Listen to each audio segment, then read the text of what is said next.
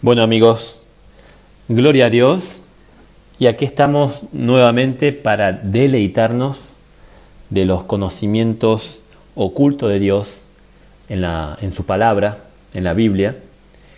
Y hoy les quería compartir qué significa los riñones en la Biblia. Dice en Apocalipsis 2:23, Jesús dice: yo soy el que escudriño los riñones. En el Nuevo Testamento es el único lugar donde aparece esta palabra, riñones. Y hoy vamos a ver qué significa exactamente, qué quiso decir exactamente Jesús en esa frase. Empezamos. Bueno, en Apocalipsis 2:23, en la versión de Reina Valera de 1960, dice así: y a sus hijos, hablando de los hijos de Jezabel, ¿no? Esa mujer que contaminaba las enseñanzas y las costumbres de los creyentes de Tiatira. ¿Está bien? Para entender eso, vean el último video de Lupita, que habla de la iglesia de Tiatira, que el Señor le ha dado mucho entendimiento, y van a saber exactamente qué tipo de iglesia era y qué tipo de creyente puede ser una iglesia de Tiatira, ¿no? Pero allí dice que todas las iglesias sabrán que yo soy, que Jesús es el que escudriña la mente y el corazón, y os dará a cada uno según vuestras obras. Aquí está citando o repitiendo lo que dice en Jeremías 17:10. Dice desde el 9: engañoso es el corazón más que todas las cosas y perverso. ¿Quién lo conocerá? Yo, Jehová, que escudriño la mente, que pruebo el corazón para dar a cada uno según su camino, según el fruto de sus obras. ¿Sí? Está diciendo exactamente lo mismo. Bueno, acá también quiero subrayar que Jesús, cuando se presenta en Apocalipsis 23, cita a Jeremías 17:10, que dice que Él es Jehová, ¿no? Jehová es Jesús. Bien, pero cuando vamos a otras versiones, algunas versiones han mantenido la traducción original. Por ejemplo, ahí en la cuarta versión, Reina Valera, ¿no? Dice riñones. Y en la última que les puse ahí también dice, ¿no? Yo soy el que escudriño los riñones. Y cuando vamos a la traducción griega, a Bible Hub, a la Biblia paralela, vemos que esa palabra es nefros. Y nefros significa riñones, en plural. De ahí viene nefrólogo, por ejemplo, que son los médicos que se dedican a los problemas de los riñones, nefrología, nefrostomía, etc. Y la traducción mente, que ha reemplazado en algunas versiones a riñones, no es una traducción correcta. ¿Está bien? Porque mente en hebreo es lo mismo que corazón, ¿sí? Es leb o lebab. En hebreo no existe la palabra mente, sino existe la palabra corazón, porque era lo mismo.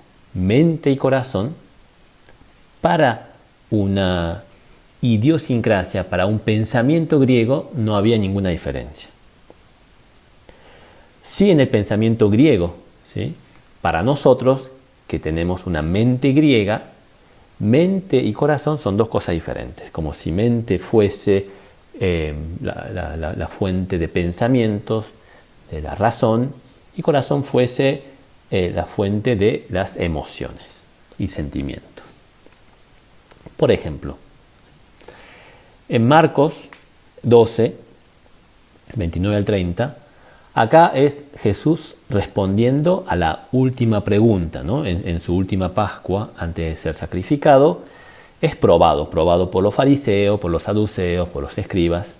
Y acá pregunta un escriba, un maestro de la ley, le pregunta cuál es el mandamiento más importante.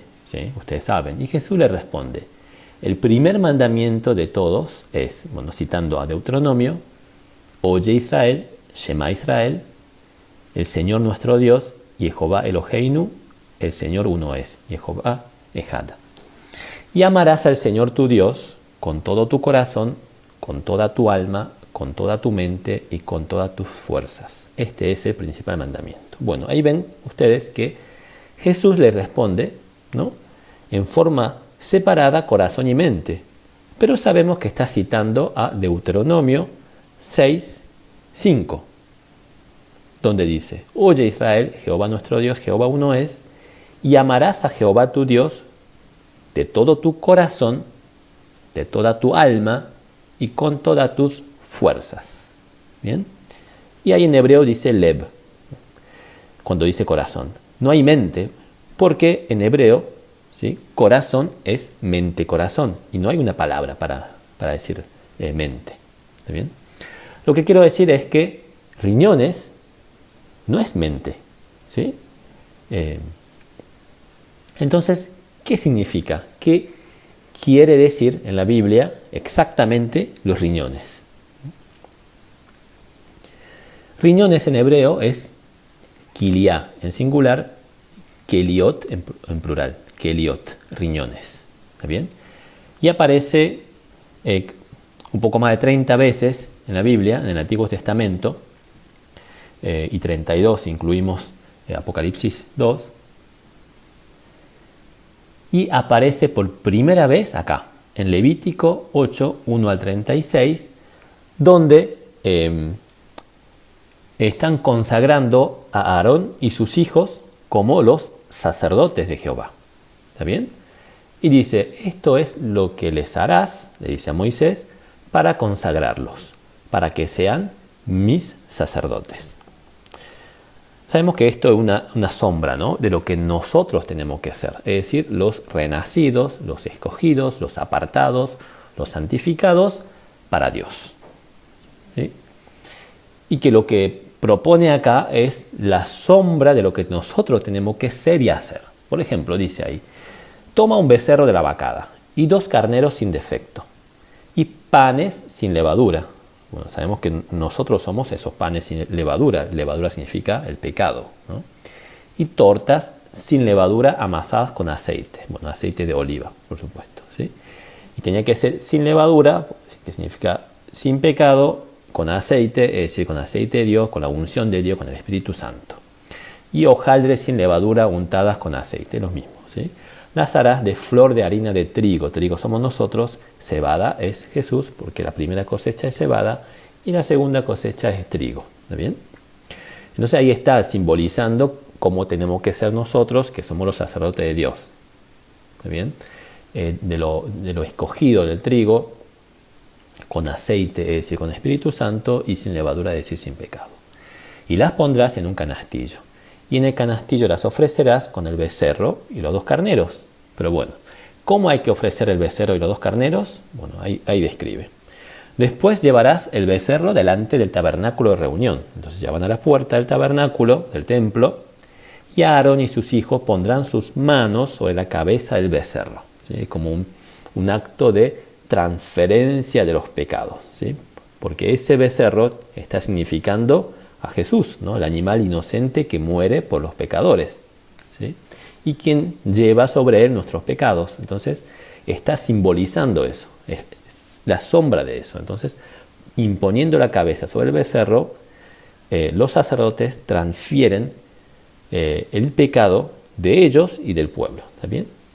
Y matarás el becerro delante de Jehová, a la puerta del tabernáculo de reunión. Y de la sangre del becerro, es decir, en la sangre está la vida está en la sangre, tomarás y pondrás sobre los cuernos del altar con tu dedo, el altar de bronce, ¿se acuerdan? Tenía un cuerno en cada esquina, simbolizando el mundo entero, ¿no?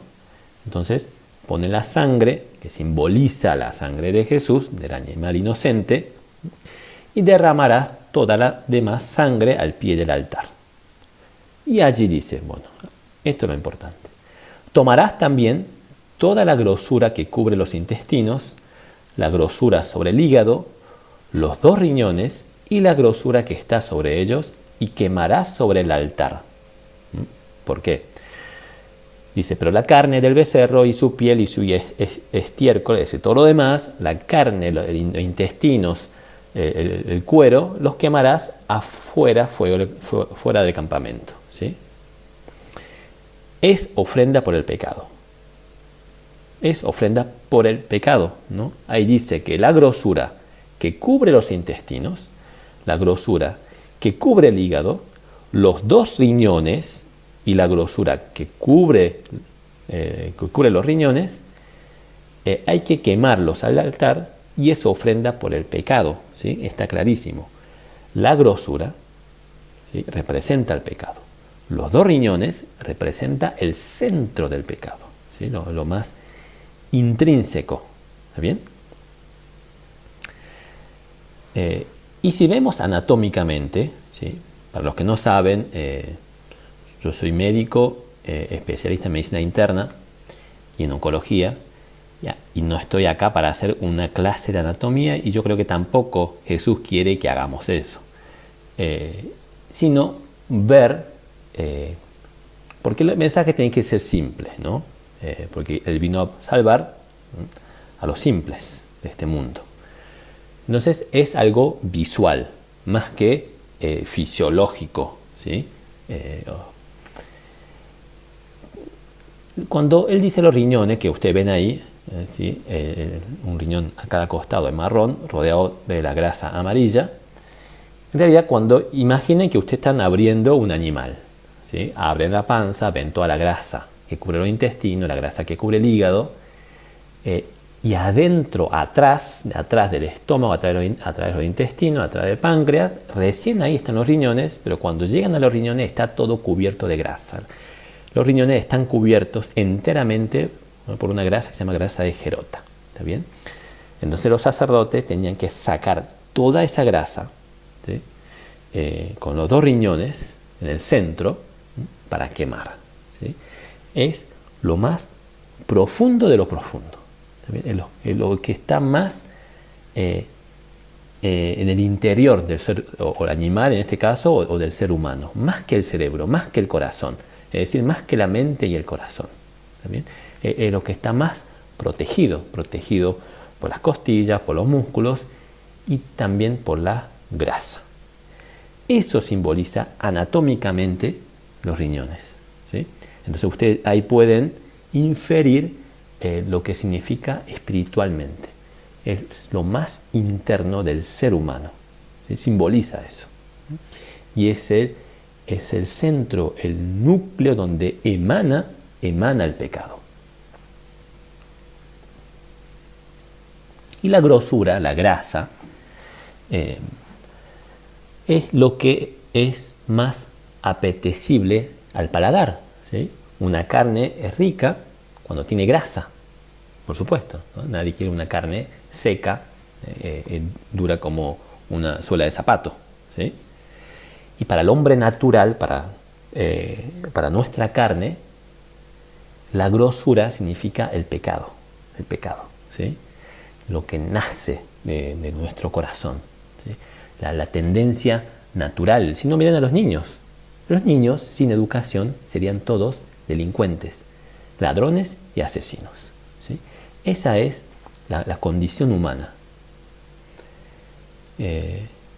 Bueno, esto es algo anecdótico. ¿Se acuerdan el episodio de los hijos de Elí, que eran los sacerdotes del pueblo? Y cuando el pueblo llevaba animales para el sacrificio, y que ellos tenían que quemar todo el animal, toda la grosura, y luego podían agarrar la parte que corresponde a ellos, porque ellos vivían de eso, es decir, comían de las ofrendas, mandan a sus criados. ¿Para qué? Para robarle la carne antes de ser cocida. ¿Por qué? Para poder comer la grasa, que es rica. ¿Está bien? Dice allí, en el versículo 16, si el hombre, el que ofrece la ofrenda, decía, queme la grosura primero y después toma tanto como quieras, que era lo lógico, porque la grosura, la grasa, representa el pecado. Si yo estoy haciendo ofrenda por el pecado, simbólicamente es lógico que la grasa se tiene que quemar. El pecado se tiene que quemar. ¿Está bien? Entonces él respondía, el criado del sacerdote, de los hijos de Eli, decía: no, dámela ahora mismo, de otra manera yo la tomaré por la fuerza. ¿Sí? Y dice: era pues muy grande delante de Jehová el pecado de los jóvenes, porque los hombres menospreciaban las ofrendas de Jehová. ¿Está bien? Sin embargo, la grosura, la grasa, lo apetecible al paladar, para el hombre resucitado o el hombre transformado, cuando seremos transformados, definitivamente significa la santidad. Es decir, nos deleitamos en la santidad, nos deleitamos en la bondad, nos deleitamos en el amor. ¿Sí? Y acá en Nehemías 8, cuando Nehemías era el gobernador de la reconstrucción de Jerusalén, luego de la esclavitud en Babilonia, ¿no? Manda a festejar, y durante la fiesta se podía comer la grasa. ¿Está bien? Porque aún siendo hombre natural, ¿sí? Nehemías, y también con la benedicción de Dios, tenía que mostrar que con la presencia de Jehová iba a haber fiesta, ¿sí? Gozo, alegría. ¿Está bien? Entonces, para un hombre carnal, ¿sí? Si bien comer grasa simboliza, es la sombra, ¿sí? Es decir, ¿podemos comer grasa? Por supuesto. ¿Es pecado? Por supuesto que no, ¿sí? Simbolizaba eso. Entonces, un sacerdote que dedicado a Dios, como símbolo, por supuesto que no podía comer grasa. Sin embargo, acá dice que en las fiestas había que comer grasa, ¿está bien? Porque era alegría, porque era la presencia de Jehová. Había que tomar vino, había que cantar y bailar, ¿sí? Y miren acá, en Isaías 25, acá es Dios, Jehová, Jesús hablando, ¿sí? Acá en el versículo 6, por ejemplo. Y Jehová de los ejércitos hará en este monte, el monte de Sión en Jerusalén, a todos los pueblos banquete de manjares suculentos. Ahí en hebreo dice grosuras, ¿sí? Banquete de vinos refinados, de gruesos tuétanos y de vinos purificados, ¿sí? Los tuétanos están llenos de grasa, de la médula ósea. Y destruirá en este monte la cubierta con que están cubiertos todos los pueblos y el velo que envuelve a todas las naciones, ¿sí? Está hablando del momento final, ¿no? Donde le quitará el velo, ¿no? Y que seremos, por supuesto, transformados, santificados, librados de este cuerpo de muerte. Dice: destruirá la muerte para siempre, ¿sí? Y enjugará Jehová el Señor toda lágrima de todos los rostros de los salvos. Quitará la afrenta de su pueblo de toda la tierra, porque Jehová lo ha dicho. ¿Está bien? Es decir, cuando seamos definitivamente salvos, cuando seamos librados de este cuerpo, librados de la muerte, vamos a comer grosuras, ¿sí? Porque ya no va a representar el pecado, porque nuestra naturaleza va a ser cambiada, ¿sí? Para el hombre renacido y ya transformado en gloria en ese momento, lo que más le apetece no es el pecado, sino el bien. ¿Está bien?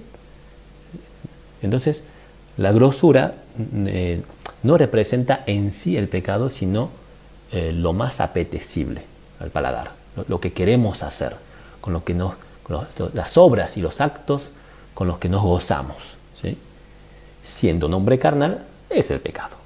Siendo un hombre transformado, ¿sí? Es la santidad. Ahora, vamos a ver cómo describe la palabra, la Biblia, la Torá, ¿sí? Los riñones. Yo creo que podemos dividir en dos categorías, ¿sí? Cuando aparece escrita esta palabra. Uno, como lo más profundo del ser, ¿sí? Su naturaleza, su eje, ¿sí? Lo más interno, lo más profundo del ser, ¿está bien? Como representación del órgano más protegido, ¿está bien? Y por otra parte, representando lo que acabamos de hablar, el pecado, ¿sí? Porque finalmente cuando los sacerdotes se consagran, es el único órgano, es la única víscera que tiene que ser quemada. Dios no dice quemen el cerebro, quemen el corazón, quemen el hígado. No, dice las grasas y los riñones. ¿Está bien? ¿Está bien? Y que los riñones, ya sabemos, es el órgano que está rodeado de grasa, pecado. ¿Está bien? Simboliza eso. Entonces, ¿dónde se representa como lo más profundo del ser? Por ejemplo acá, que es muy interesante, miren en Deuteronomio 32:14, acá Jehová está reprochando a su pueblo que ya había entrado a la tierra prometida, a la tierra de Israel, a la tierra de Canaán, y que bueno, Jehová lo bendeció con la cosecha, con las victorias, ¿sí? Y que dice que ellos entonces, al ser bendecidos, engordaron, ¿sí? Y se han olvidado de su Dios que los bendijo. ¿Está bien? Y allí dice que Jehová le guió, ¿no? Y con él no hubo Dios extraño, lo hizo subir de las alturas de la tierra y comió los frutos del campo e hizo que chupase miel de la peña y aceite del duro pedernal, mantequilla de vaca, leche de ovejas, con grosura de carneros y carneros de Basán, ¿sí? Basán sería como la pampa argentina, ¿no? Donde las vacas eran las más gordas, los cultivos eran los más ricos, etc. También machos cabríos. Y dice, con lo mejor del trigo, ¿ven? Con lo mejor del trigo. Pero en hebreo no dice mejor del trigo, sino en hebreo dice grosura de riñones de trigo. Grosura de riñones de trigo, ¿sí? Entonces usa la palabra riñones representando la parte más sabrosa, la parte más interna, ¿no? O sea, el trigo sin la cáscara, ¿sí? Solo la parte blanca. Lo que yo haría una simbología con el arroz, ¿no? Ese arroz italiano, ¿no? Que parece un arroz brilloso, aceitoso, ¿no? Sabroso en la boca. Bueno, eso significa, ¿sí? Por supuesto no tiene grasa, pero bueno, brilla como si fuese una grasa. Es decir, el ser del trigo en este caso, ¿sí? Porque el ser del trigo, lo que uno busca, el objetivo, si se quiere, del trigo, no es la cáscara, ¿no? Uno no siembra trigo para comer la cáscara, ¿no? Uno siembra el trigo para comer la grosura de riñones de trigo. ¿Se entiende? Y acá, por ejemplo, Job cuando se queja, ¿no? Luego de la desgracia, dice, por ejemplo, 16:13, me rodearon sus flecheros de Jehová, ¿no? Partió mis riñones y no perdonó. Por supuesto que no le rompió los riñones físicamente, pero partió mis riñones significa que partió lo más profundo de su ser, ¿no? Su eje. ¿Está bien? Miguel derramó por tierra. Y más adelante, en capítulo 9, versículo 25 en adelante, que es la parte que Job se da cuenta, ¿no? Que por sus obras él no puede ser salvo, sino que necesita un redentor, ¿no? Está proclamando, está llegando a la conclusión luego de un sufrimiento tan doloroso, y clama, ¿no? Dice, con el entendimiento espiritual en ese momento, yo sé que mi Redentor vive. ¿Está bien? Que Job se da cuenta que él necesita un Redentor. Por supuesto, que era el hombre más perfecto de todos los hombres en la tierra. Por sus obras, él no podía ser salvo. ¿Está bien? Y dice, y al fin se levantará sobre el polvo. ¿Sí? y después de deshecha está mi piel. En mi carne he de ver a Dios, al cual veré por mí mismo, y mis ojos lo verán y no otro, aunque mis riñones desfallecen dentro de mí. ¿Sí? Quizás es una de las partes más importantes de Job, ¿no? Él dice finalmente que él va a ver con sus propios ojos al Redentor, aunque sus riñones, su ser, ¿sí? Su carne, desfallezca. ¿Está bien? Y él está a la vez comprendiendo de que su Redentor vive y que lo necesita. ¿Está bien? Y que empieza a confiar. Muy bien. En Lamentaciones de Jeremías también dice, hizo entrar en mis riñones las saetas de su aljaba. ¿Sí? También, o sea, en su ser más interno, ¿no? En lugar de eso dice mis riñones. Bien, entonces ahí les quedó claro que allí usaron la palabra riñones para representar el ser de uno, ¿no? Lo más profundo. ¿Está bien? Y ahora vamos a ver los riñones usados como ejemplo de pecado, ¿no?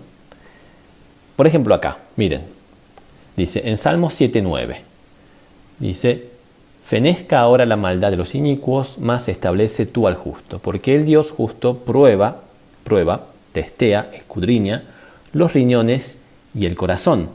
¿Está bien? Ahí dice que escudriña los riñones, ¿sí? Y que va a identificar, ¿no?, a los inicuos, ¿sí? Por la maldad que está en sus riñones y en sus corazones. ¿Sí?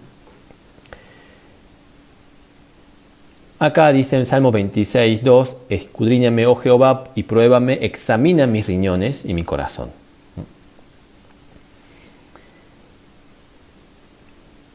Y se llenó de amargura mi corazón, y en mis riñones sentía punzadas. También es lo mismo, ¿no?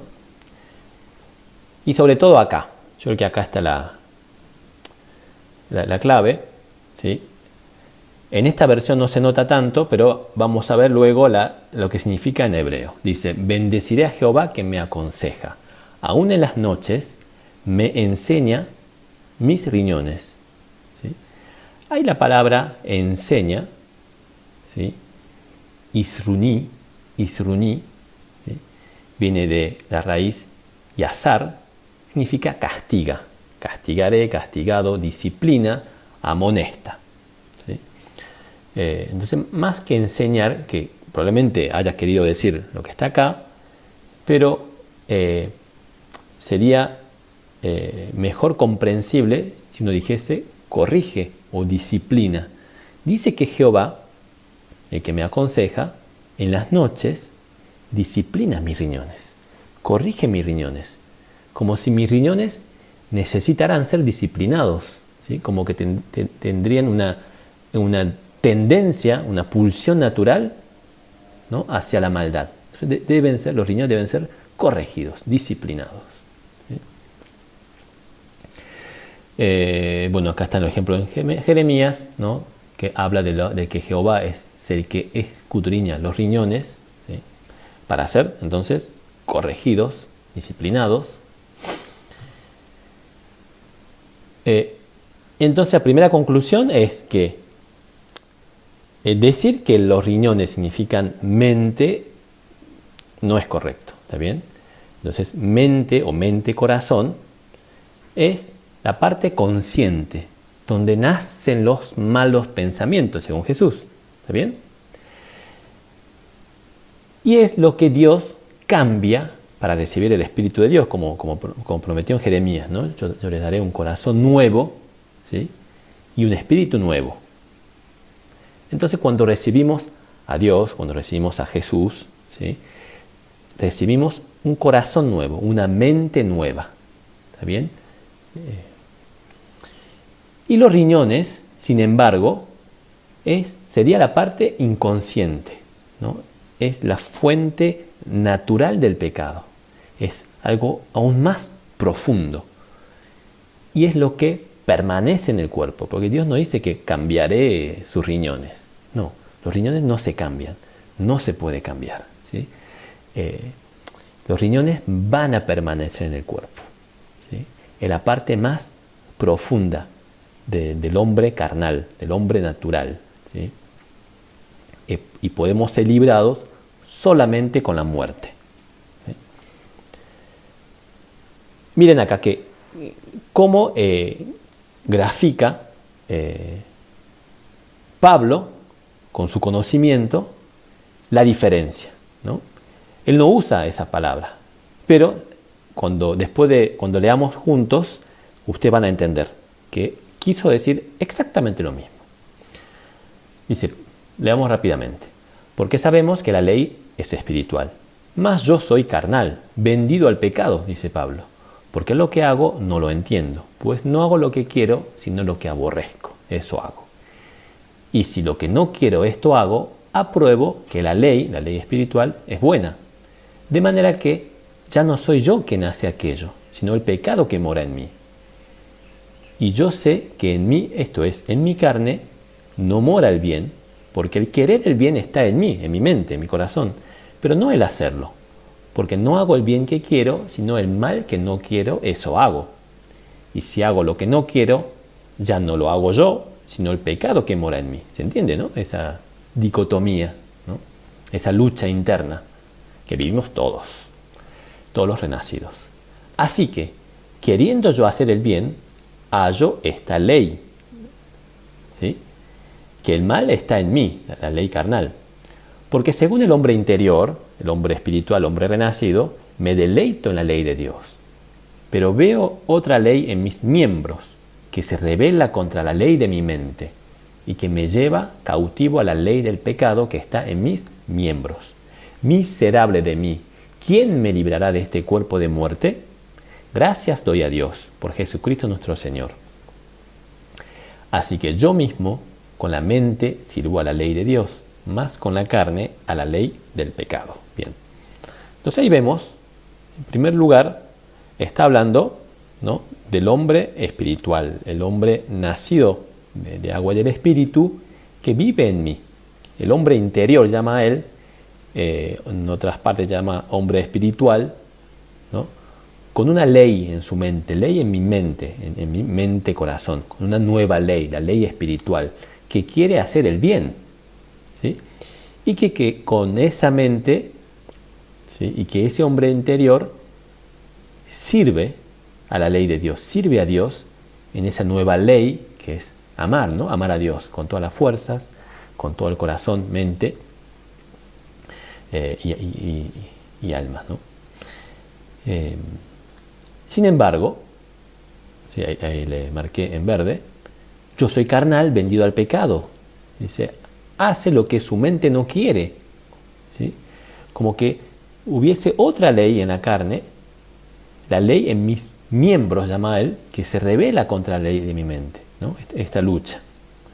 Lo llevamos todos, ¿no? O sea, nosotros, los renacidos, que tenemos la mente de Dios, queremos hacer su voluntad. Nos deleitamos, lo que más queremos es ser su imagen y semejanza, ser como Cristo, ¿sí?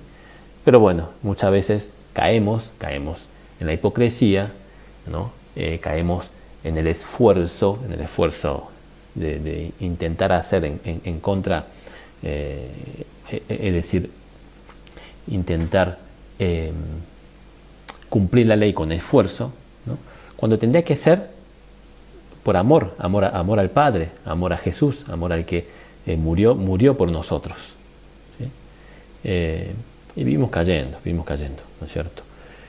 Y esta dicotomía lo expresa Pablo de esta manera. ¿Está bien? Entonces él dice que el pecado, él se da cuenta ahora, que es renacido, que el pecado sigue morando en él, ¿sí?, y que hay una ley en sus miembros que se rebela contra la ley de su mente y que lo lleva cautivo a la ley del pecado que está en mis miembros. ¿Está bien? Ahí vemos, ¿no? Y eso, en realidad, se está refiriendo, ¿no?, a la dicotomía. Es decir, él habla de cuerpo de muerte, está hablando del hombre natural, y cuando dice hombre interior, está hablando del hombre espiritual. Y que ese hombre natural, ¿no?, tiende al pecado. Y que, según él, es la ley en mis miembros. Está claro, está hablando de los riñones, lo que significa los riñones en la Biblia. ¿Está bien? Ese centro del pecado, esa fuente del pecado, ¿sí?, de nuestro cuerpo, de nuestra carne. En contraposición al hombre espiritual que quiere hacer el bien, ¿no?, que quiere obedecer la ley de Dios, la ley que ha sido puesta, ¿no?, los mandamientos de Dios, el nuevo pacto, ¿sí?, en el nuevo corazón-mente. Y los riñones, entonces, significa lo más profundo del ser, ¿sí?, la constitución misma del cuerpo, ¿sí?, el ADN humano, ¿está bien? Porque dice en Salmos 139, 13, por ejemplo, dice: porque tú formaste mis riñones y tú me hiciste en el vientre de mi madre. Te alabaré porque formidables, maravillosas son tus obras. Estoy maravillado y mi alma lo sabe muy bien. No fue encubierto de ti mi cuerpo, bien que en oculto fui formado. Está hablando de la concepción, ¿no?, y de la formación de ese embrión, ¿sí? Y dice, por ejemplo, en 16, mi embrión vieron tus ojos, ¿sí? Dice ahí el salmista que Jehová formó mis riñones. Pero por la palabra riñones está diciendo lo más primitivo, hablando de las células, lo más constitutivo, la unidad constitutiva, ¿sí?, que es la célula. Está hablando del genoma humano. Está claro, ¿no es cierto? Y los que nos siguen, ya hemos hecho muchos videos sobre este tema, y voy a tener mucho cuidado porque cada vez que hablo de este tema nos censuran. Cuando ustedes vean ahí, voy a hablar en clave, en lugar de virus, voy a hablar de infección, ¿está bien? Y en lugar de ácido ribonucleico voy a decir R, y en lugar de ácido desoxirribonucleico voy a decir D, ¿sí? Lo que dice allí, arriba a la izquierda, que nosotros fuimos infectados, ¿sí?, con una infección R, ¿está bien? Ese R se transforma en D, ¿sí?, por una enzima que se llama transcriptasa reversa, ¿sí?, en lo que pasa exactamente con la medicación que nos están imponiendo, ¿sí? Eso ya se demostró. Esa medicación que contiene R en su interior, infección R en su interior, se transforma, ¿sí?, en D, luego pasa al núcleo, luego se incorpora en el genoma, va a formar parte del genoma de esa célula. Ahora bien, si la infección ocurre en las células germinales, gonadales, es decir, en los espermatozoides en los hombres o en los óvulos en las mujeres, también puede cambiar la constitución de su genoma. Y si eso se transmite a sus descendientes, a sus hijos, ¿sí?, eso va a perpetuarse y transmitirse de generación en generación. Bien, hoy sabemos que el 8% aproximadamente del genoma humano es de origen infeccioso. ¿Está bien? virus. ¿Bien? Existen partes que el 100% o casi el 100% es de origen infeccioso. Por ejemplo, la placenta. La proteína de la placenta, el sincicio trofoblasto, es de origen infeccioso. ¿Está bien? También existen otras partes, ¿sí?, donde muchas de las proteínas que se exprimen, que se manifiestan, ¿sí?, y de origen infeccioso, como el cerebro. Y esto también ya le hemos mostrado muchas veces. La placenta, por ejemplo, ¿sí?, esa infección es de origen reptil, ¿sí? Y ustedes saben, los que nos escuchan, cuándo fue que el hombre se infectó, ¿sí?, con estas infecciones que han cambiado, ¿sí?, su genoma. Es el famoso pecado original. El pecado original no fue comer una manzana, ¿sí?, sino fue un pecado sexual. ¿Está bien?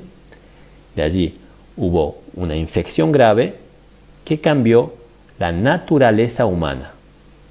Porque por supuesto que cuando Dios creó los riñones, entre comillas, es decir, el genoma humano, la naturaleza humana, por supuesto que no había defectos, ¿sí?, porque lo hizo a su imagen y semejanza. Y no puede ser que tenga una tendencia, una pulsión natural hacia el pecado, sino fue el origen de esta infección, ¿sí?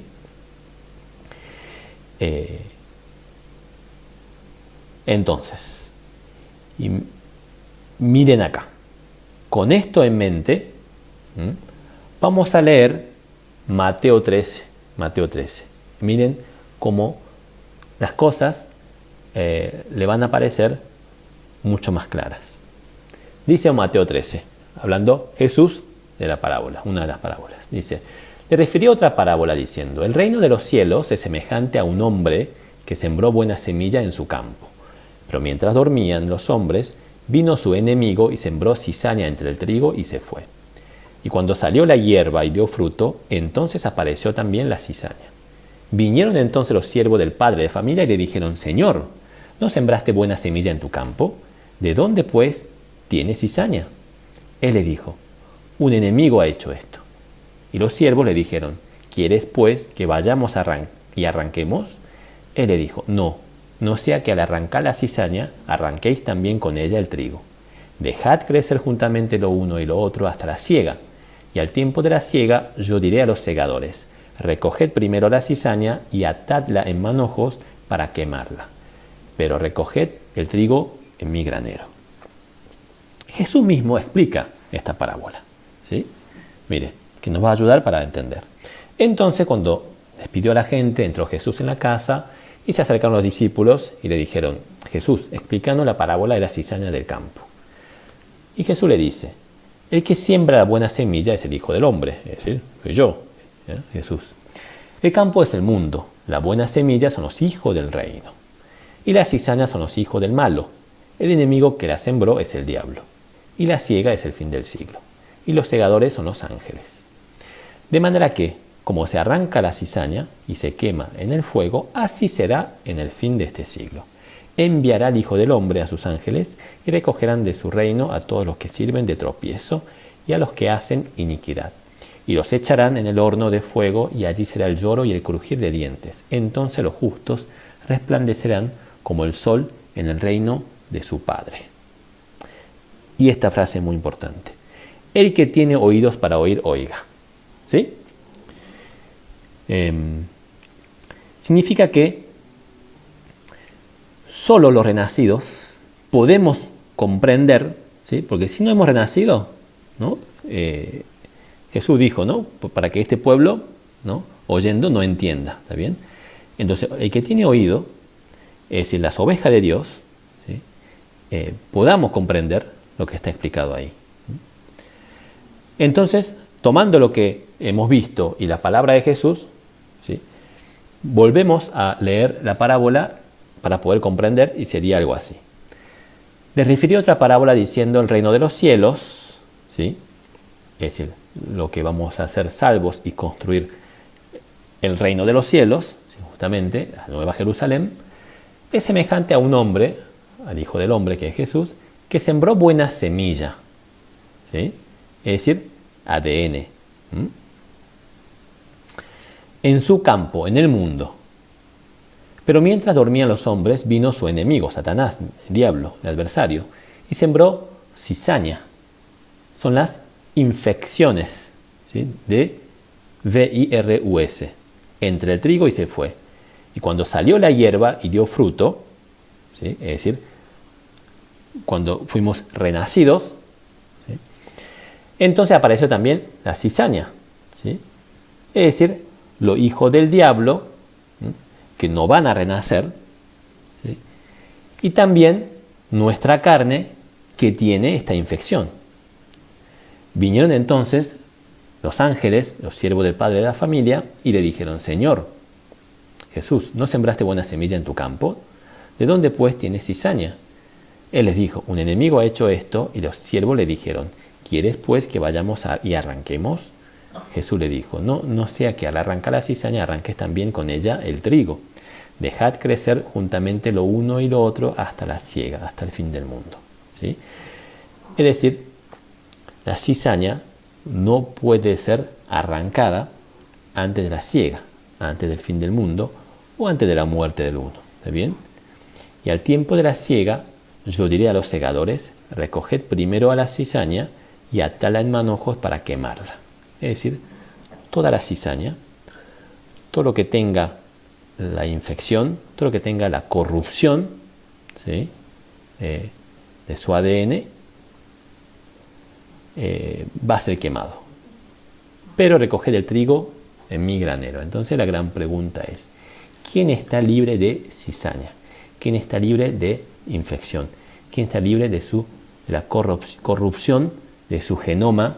¿Sí? ¿Quién está libre de esa ley que habla Pablo, que obedecen nuestros miembros, que tendemos al pecado? ¿Quién? Nadie. Nadie está libre, ¿sí?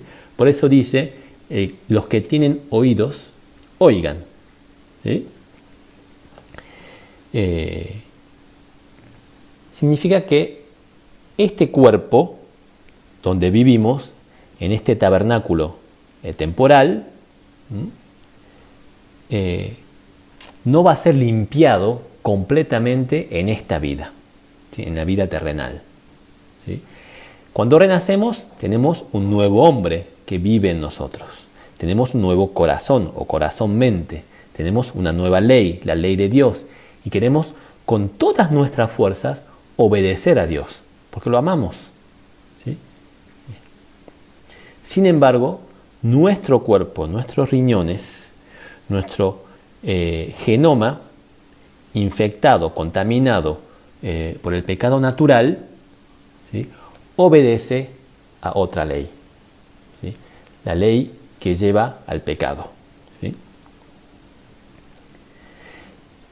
Y eso está representado, por ejemplo, en la tierra prometida a través de los filisteos. Cuando el pecado de los cananeos llegó a su límite, ¿está bien?, Dios permite que los hebreos puedan conquistar de la mano de Josué y luego sus descendientes la tierra prometida, ¿no?, descendiente como David. Y los cananeos representan nuestros pecados, ¿no?, que debemos combatir. ¿Está bien? Sin embargo, los filisteos, los que estaban más al oeste, cerca de la costa, no han sido creados, ¿está bien?, no estaban puestos allí para ser exterminados, ¿sí? El objetivo del pueblo de Dios, los hebreos, era exterminar los cananeos, ¿sí? Los cananeos sí, los enemigos, debían ser exterminados, ¿sí? No lo hicieron, pero bueno, eso por su propio pecado. Pero los filisteos no, ¿sí?, porque los filisteos representan justamente esa parte, los riñones, ¿sí? Es decir, aunque nosotros en este mundo hayamos renacido, hayamos entrado o puesto un paso en el reino de los cielos, aunque tengamos el pasaporte, no hemos sido librados completamente del mal, no hemos sido librados completamente de este cuerpo carnal pecador, ¿sí? La lucha sigue, y eso representan los filisteos, ¿sí? El pueblo hebreo, cuando estaba fuerte en Dios, ganaba las batallas, ¿sí? cuando estaban débil, cuando abandonaban a su Dios, perdían la batalla. ¿Sí? ¿Y cuándo se va a terminar eso? Y cuando se cumpla definitivamente la palabra de Dios, cuando Él vuelva en el nuevo milenio, ¿sí? Cuando seamos transformados, ¿sí? O cuando seamos librados de este cuerpo de muerte, como dice Pablo. ¿Sí? Entonces, en conclusión, ¿qué significan los riñones? ¿Sí? Es la parte constitutiva del ser humano. Es el genoma humano corrompido por la infección en el momento del pecado original. ¿Está bien?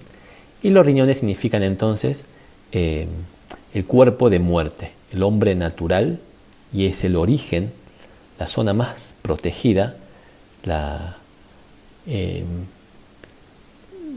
parte más profunda, ¿sí? La parte constitutiva, donde se originan los pecados, ¿sí? Que debemos combatir día a día y que seremos librados solamente cuando nos libremos de este cuerpo corrompido, ¿sí? De este cuerpo corrupto. Por eso, ¿sí? Muchos pueden ser esclavos de su carne. Esa es la marca de la bestia. En Apocalipsis 13 dice, por ejemplo, y hacía que a todos, pequeños y grandes, ricos y pobres, libres y esclavos, se les pusiese una marca en la mano derecha o en la frente, y que ninguno pudiese comprar ni vender, sino el que tuviese la marca o el nombre de la bestia o el número de su nombre. Aquí hay sabiduría y que tiene entendimiento, cuente el número de la bestia, pues el número de hombre, y su número es 666. Ya hemos explicado qué significa esto en detalle, ¿sí? Pero va a haber una marca pronto, ¿sí? Y es a través del sistema sistema monetario, digital, por supuesto, ahí está diciendo que no puede vender ni comprar, pero el que tenga esa marca también recibe una tecnología que hará que sean esclavos de sus riñones. ¿Sí? Porque para recibir un nuevo corazón, nuevamente corazón, ¿sí? Debe ser un acto consciente. ¿Sí? Uno debe voluntariamente, ¿sí? Arrepentirse y entregar su vida a Jesús. Comprender el acto de Jesús. ¿Sí?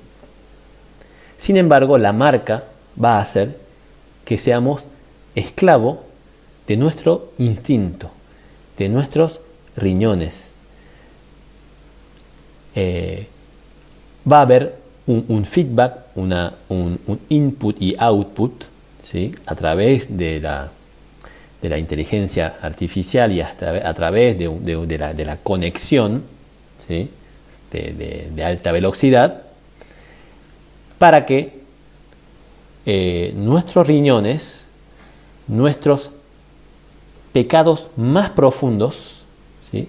sean analizados, ¿sí? por la inteligencia artificial y que sean estimulados antes de que sea consciente. ¿Está bien? Esclavitud. ¿Sí? El cumplimiento de la frase de la Agenda 2030. ¿Sí? No tendrás nada y serás feliz. ¿Sí? Feliz porque, bueno, se va a haber una satisfacción permanente de su instinto pecador, pecaminoso. ¿Está bien? Y no va a haber ninguna posibilidad de llegar a la conciencia, llegar al corazón para poder arrepentirse. Así se entiende cómo va a funcionar la marca de la bestia. ¿Sí? Es un sistema que esclaviza, es un sistema que hace que la gente sea incapaz de escaparse de su carne, de sus riñones. Muy bien, amigos, hasta aquí llegamos. Espero que hayan comprendido. Ha sido un poco largo, un poco complejo quizás. Dejen sus comentarios. Muchas bendiciones, fuerza, hay que permanecer, hay que estar unido a Dios, hay que estar embebidos de su palabra, ¿no? En comunión, porque el tiempo se hace cada vez más difícil, ¿no? Y el tiempo de su venida se acerca y sabemos que las tribulaciones aumentarán. Les mando un gran abrazo en Cristo y nos vemos en el próximo video.